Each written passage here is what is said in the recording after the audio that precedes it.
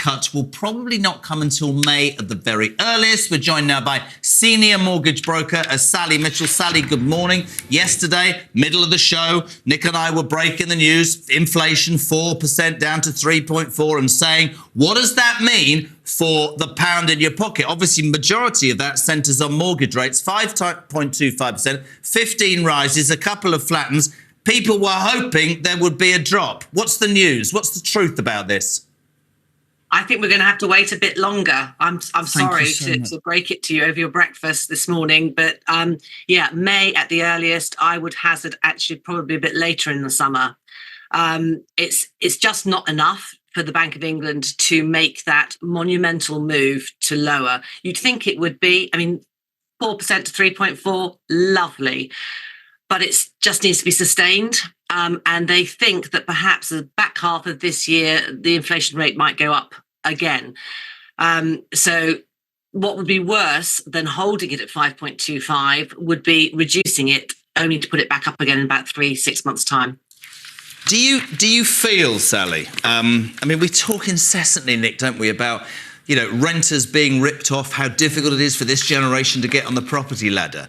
In terms of being a mortgage broker, are you seeing more people, less people? What's the market like? What are the younger generation saying to you? It's good. Since the new year, we have had so many more inquiries, specifically from first-time buyers. And I think they feel, we've waited, we've saved, we've scrimped. And if not now, then when? And also with first-time buyers, they don't have this history, this memory that we have of really low rates. They've never experienced low rates. So they don't have much to compare it to. They don't have a history of low rates. They probably also don't remember negative equity and all those terrible moments when houses were repossessed. So they're less scared. They're less scared to take the jump. And 4.5%, let's say, average, 4.8%.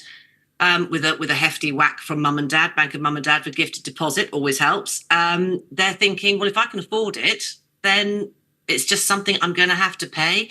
They're used to it. They expect to pay more than 30% of their pay in mortgage rates. And Sally, how often do you have people coming to you, younger people, say my generation or younger, who are dependent on that Bank of Mum and Dad deposit? We had a fascinating debate yesterday because somebody had suggested that actually it was selfish for parents to spend their inheritance money, their children's inheritance money on going on holidays and stuff like that.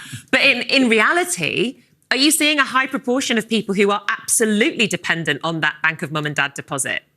Yeah. 30% or over 30% of first-time buyers have some sort of family assistance.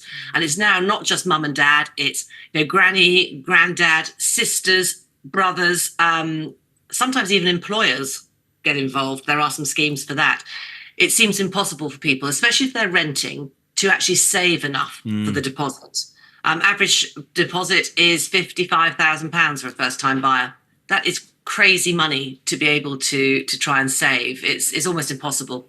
And of course, within the context of not being able to get that deposit or get on the property ladder or take out a mortgage, because companies are far more, they're more careful than they were 25 years ago. We've got road landlords charging ridiculous rents, and people in rental, as you quite rightly said, can't save money. We need to build more houses. Sally, always a pleasure. Sally Mitchell, thank you so much indeed. What is it? Just gone 6:45. We'll go LA stateside. Morning, Kinsey.